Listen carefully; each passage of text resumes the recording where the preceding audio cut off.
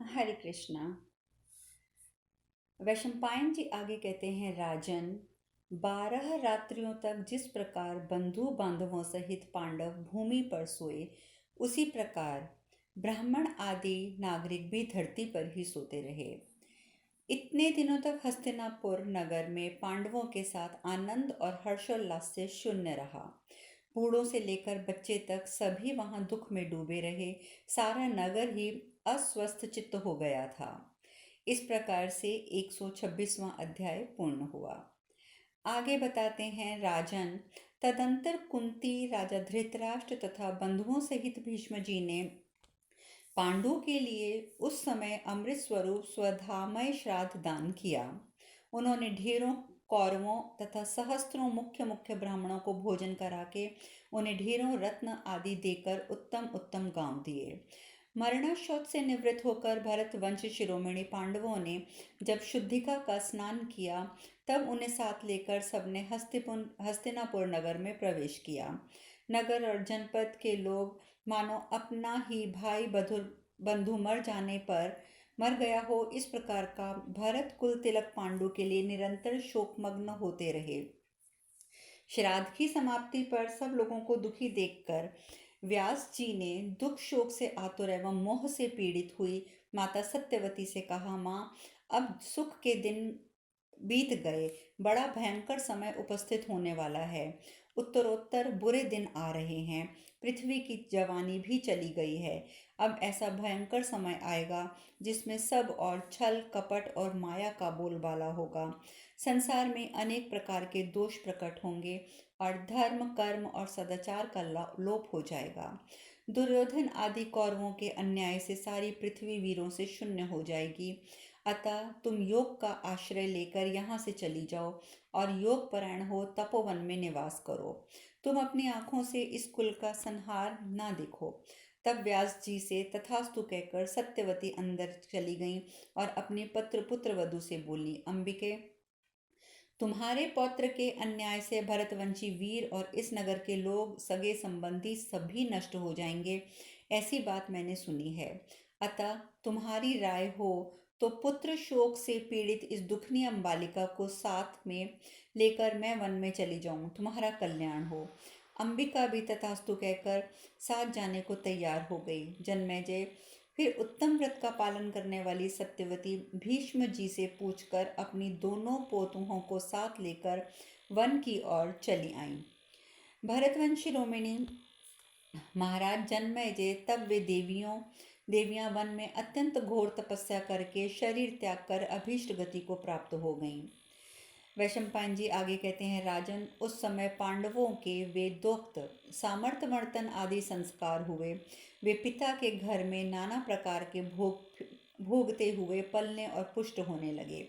धृतराष्ट्र के पुत्रों के साथ सुखपूर्वक खेलते हुए वे सदा प्रसन्न रहते थे। सब प्रकार की बाल क्रीड़ाओं में वे अपने तेज से बढ़ चढ़कर सिद्ध होते थे। दौड़ में, दूर रखी हुई किसी प्रत्यक्ष वस्तु को सबसे पहले पहुंचकर उठा लेने में, खान पीन में, धूल उछालने में, किसी भी प्रकार के खेल में भीमसेन धृतराष्ट्र के सभी पुत्रों का मान मर्दन कर डालते थे। राजन, हर्ष से खेलते कूदने में लगे हुए सब कौरवों को पकड़कर भीमसेन कहीं छिप जाते थे, कभी उनके सिर पकड़कर पांडवों से लड़ा देते थे। धृतराष्ट्र के 100 कुमार बड़े बलवान थे, किंतु भीमसेन बिना अधिक कष्ट उठाए अकेले ही उन सबको अपने वश में कर लेते थे। बलवान भीम उनके बाल पकड़कर बलपूर्वक उन्हें एक दूसरे से टकरा देते थे और चीखने चिल्लाने पर उन्हें धरती पर घसीटते थे। इस समय उनके घुटने, मस्तक आदि छिल जाते थे। वे अनेक प्रकार की क्रीड़ाएं करते थे। इतना होने पर भी वे सब प्रसन्न थे। वे जल में क्रीड़ा करते समय अपनी भुजाओं से धृतराष्ट्र के 10 बालकों को पकड़ लेते थे। जब कौरव वृक्ष पर चढ़कर फल तोड़ने लगते, तब भीमसेन पैर से ठोकर मारकर पेड़ों को हिलाते थे और पेड़ पर बैठे सभी के सभी बालक गिर पड़ते थे। कुश्ती में भी धृतराष्ट्र कुमार सदा डांट खाते थे और भीमसेन की बराबरी नहीं कर पाते थे। इस प्रकार भीमसेन भी धृतराष्ट्र पुत्रों से स्पर्धा रखते हुए अत्यंत कई बार अप्रिय कार्य भी कर जाते थे, परंतु उनके मन में कौरवों के प्रति द्वेष नहीं था। वे जो भी करते थे वे सिर्फ एक बालक स्वभाव के कारण करते थे। तब धृतराष्ट्र का प्रतापी पुत्र दुर्योधन ये जानकर कि भीमसेन में अत्यंत विख्यात बल है, उसके प्रति दुष्ट भाव प्रदर्शित करने लगा। वह सदा धर्म से दूर रहता और पाप कर्मों पर दृष्टि रखता था। मोह और ऐश्वर्य के लोभ में उसके मन में पाप पूर्ण विचार हमेशा भरे रहते थे। वह अपने भाइयों के साथ विचार करने लगा कि ये मध्यम पांडु पुत्र कुंती नंदन भीम बलवानों में सबसे बढ़कर है, इसे धोखा देकर या कैद करके रख लेना चाहिए। ये बलवान और पराक्रमी तो है ही, महान शौर्य से भी संपन्न है। भीमसेन अकेला ही हम सब लोगों से होड़ बढ़ लेता है, इसीलिए नगर उद्यान में जब वह सो जाए तब उसे उठाकर हम लोग गंगा जी में फेंक देंगे।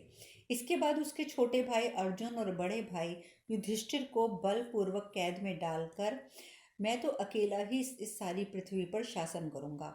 ऐसा निश्चय करके पापी दुर्योधन महात्मा भीमसेन का अनिष्ट करने के लिए सदा मौका ढूंढते रहे। जन्मेजय तदंतर दुर्योधन ने गंगा तट पर जल विहार के लिए ऊनी तथा सूती कपड़ों का एक विचित्र एवं विशाल गृह तैयार कराया। वे सब प्रकार की अभिष्ट सामग्रियों से भरपूर थे। उनके ऊपर ऊंची ऊंची पताएं फहरा रखी थी। उनमें अलग अलग अनेक प्रकार के बहुत से कमरे बनवाए गए थे। भरत गंगा तटवर्ती प्रमाण कोटि तीर्थ में किसी स्थान पर जाकर दुर्योधन ने ये सारा आयोजन करवाया था। उसने उस स्थान का नाम रखा था उद्दक क्रीड़न। वहां रसोई में के काम में कुशल कितने ही मनुष्यों को जुटाकर खाने पीने में बहुत से भक्ष्य भोज्य पेय चोष्य लेह पदार्थ तैयार किए गए थे। तदंतर राजपुरुषों ने दुर्योधन को सूचना दी कि सब तैयारी पूर्ण हो गई है। तब खोटी बुद्धि वाले दुर्योधन ने पांडवों से कहा, हम लोग भांति भांति के उद्यान और वनों से सुशोभित गंगा जी के तट पर चलेंगे। वहां हम सब भाई मिलकर जल विहार करेंगे। यह सुनकर युधिष्ठिर ने एवं मस्तु कहकर दुर्योधन की बात मान ली।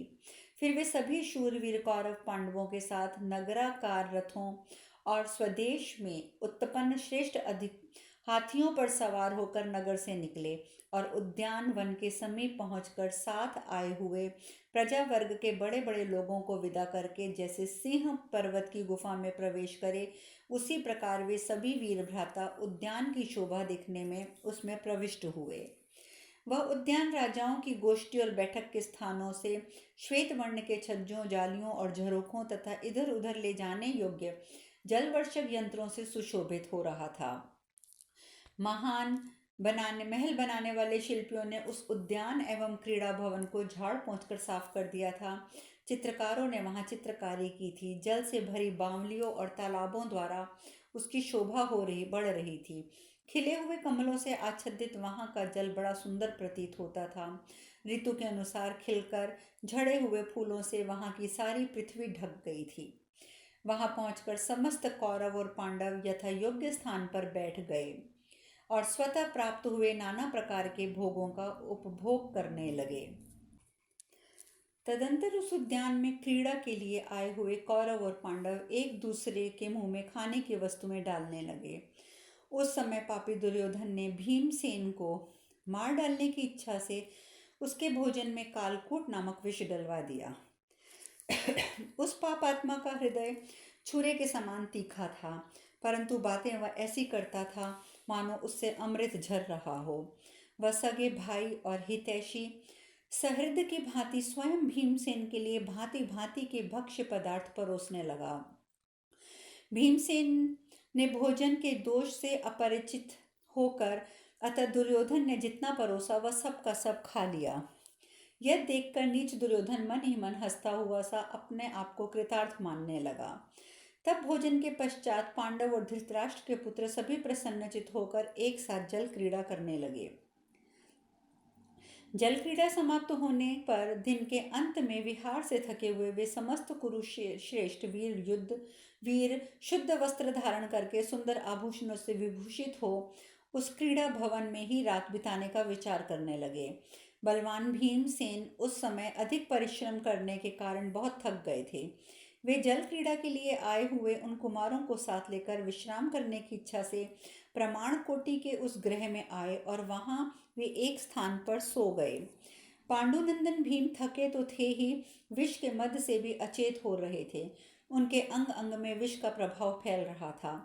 अतः वहां ठंडी हवा पाकर वे ऐसे सोए कि जड़ के समान निश्चेष्ट प्रतीत होते थे। तब दुर्योधन ने स्वयं लताओं के पाश से में वीरवर भीम को कसकर बांधा। वे मुर्दे के समान हो रहे थे। फिर उसने गंगा जी के ऊंचे तट से उन्हें जल में ढकेल दिया। भीमसेन बेहोशी की दशा में जल के भीतर डूबकर नागलोक में जा पहुंचे। उस समय कितने ही नाग कुमार उनके शरीर से दब गए।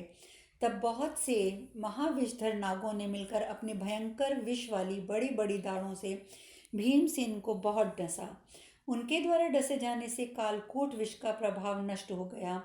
सर्पों के जंगम विष ने खाए हुए स्थावर विष को हर लिया।